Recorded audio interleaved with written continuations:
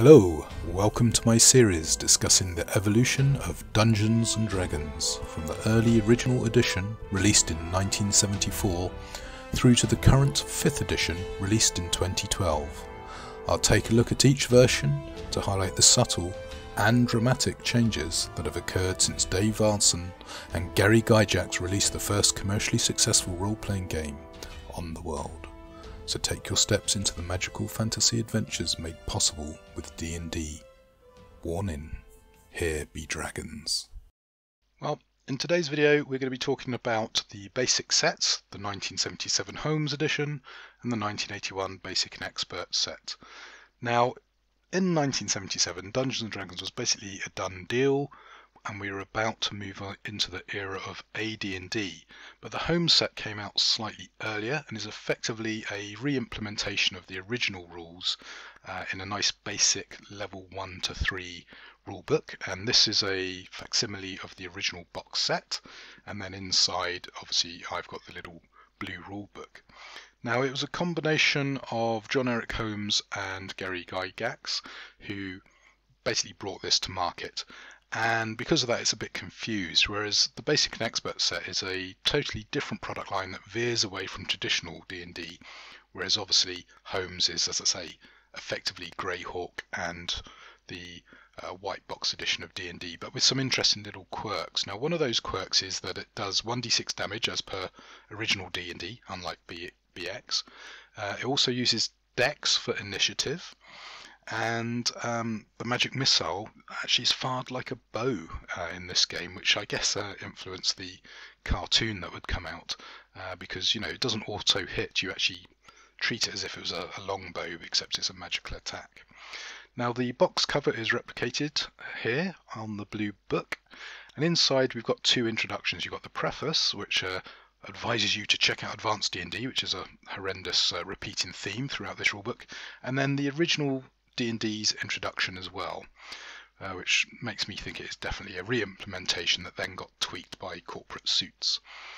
So, as you can see, the production quality is decent, but still got a bit of a way to go. So the text is really dense. As you see, it's just really packed in, very small, and then the abilities are buried here, don't really jump off the page at you, so you're easily overlooked.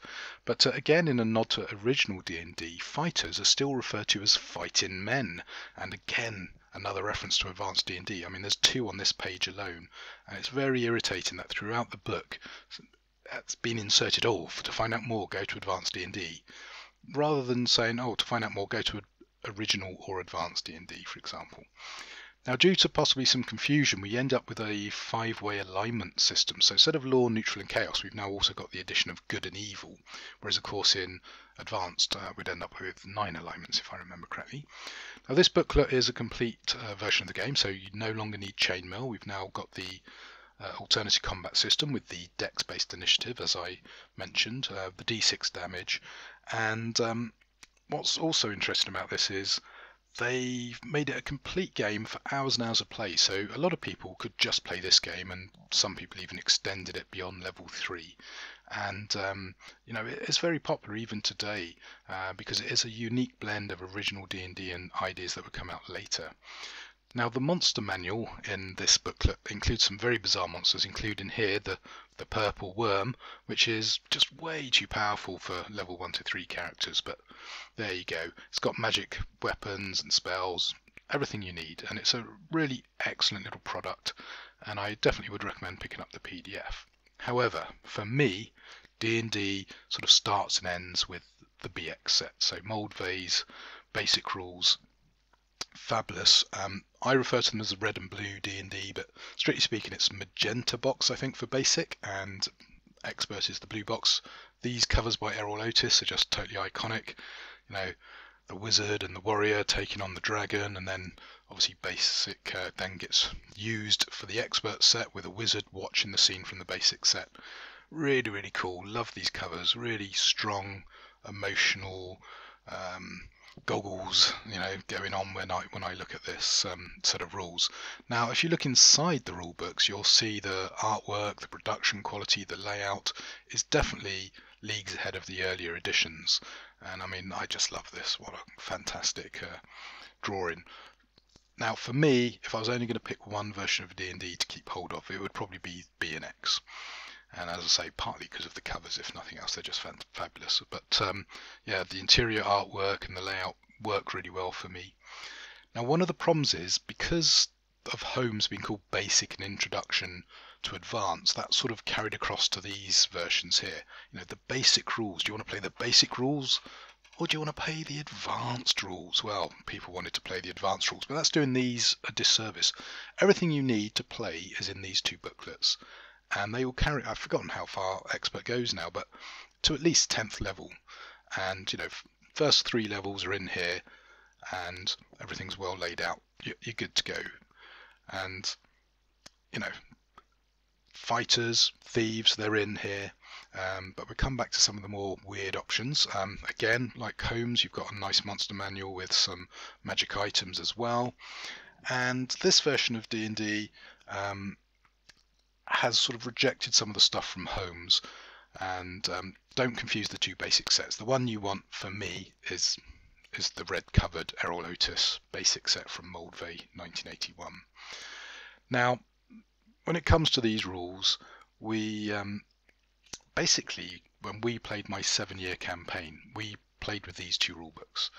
We used the advanced Dungeons & Dragons Player's Handbook to create our characters, but essentially we used the rules from these sets because I didn't have the Dungeon Master's Guide or the Monster Manual at that stage. They were expensive. I mean, I forget, I think it was £10 to buy a box of this back in the day, whereas the rule books were £10 to £15 each. So you were looking at £45 to get into Advanced D&D, which eventually, of course, I did. I think the price maybe dropped to $9.99, and then I bought the hardbacks. But up until that point, I was playing with the basic rules and then advanced modules.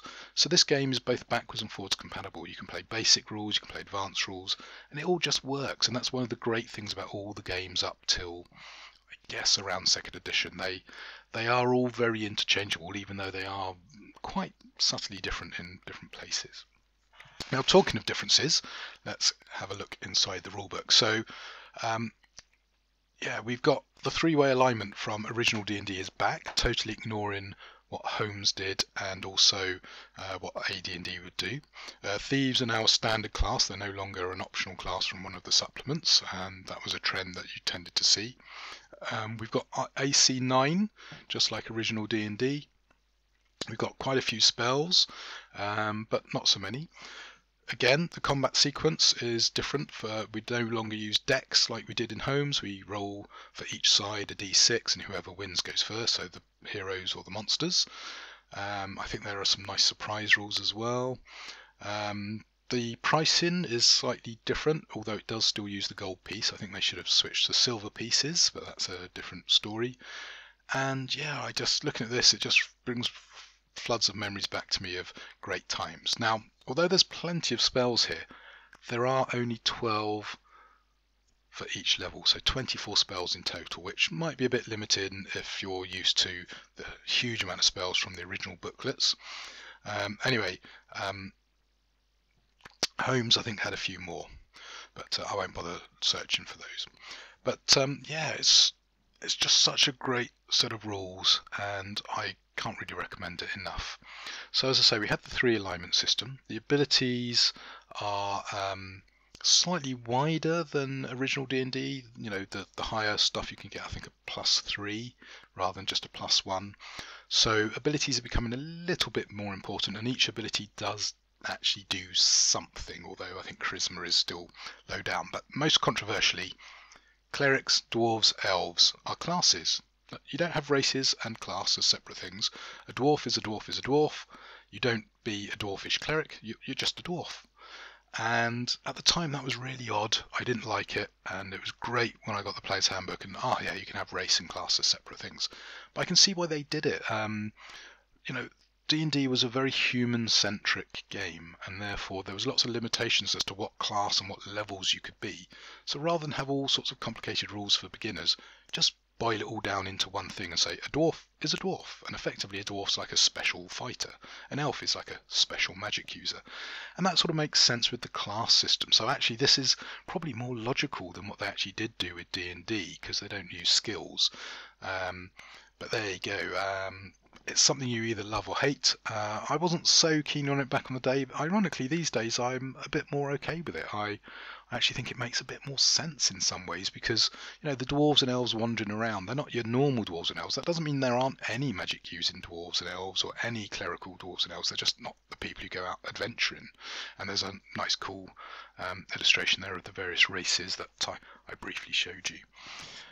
Anyway, that is the basic set. Very clearly laid out, possibly aimed at a younger audience, but it still doesn't talk down to you. It talks in a very clear manner, and I think unfortunately AD&D and TSR sort of positioned themselves in a way that made these products not as popular as they should have been. I mean, don't get me wrong, they were still really popular, but there was a definite feeling that you should progress from basic to advance, and that's a big mistake. These are great. Now, Homes, I've got a lot of time for, but given the choice, I've already made it pretty clear. I would go with BX rather than Homes. But Homes is great if you want a sort of an original D&D game, but you are going to have problems once you want to go past level 3. Now there are modern solutions to that, but anyway, don't worry about that. Get these. These are the ones you want. They're the best version of D&D ever made. Yes, they are the best. Obviously, I might change my mind as we go through the other options, but yeah, I just love these, and I do actually own the originals, but these are sort of my copies, so I don't totally destroy my original boxes, which are looking pretty tired at this stage. And just look at all the stuff inside here. I mean, it's great. If you want to get these, go off to DriveThruRPG. You can download a PDF, and they're pretty simple to print. As you can see, I've printed and stapled my own copies here. Anyway, my next video is going to be Advanced D&D, and we will be leaving behind the original D&D legacy and moving into Gary Gygax's tournament for Gen Con style rules, and yeah, we'll see what I've got to say about that. Now that video is going to be quite a while to come out because there's a lot to read and research. Anyway, I hope you've enjoyed this quick look at Basic and Basic and Expert. Until the next video, happy gaming.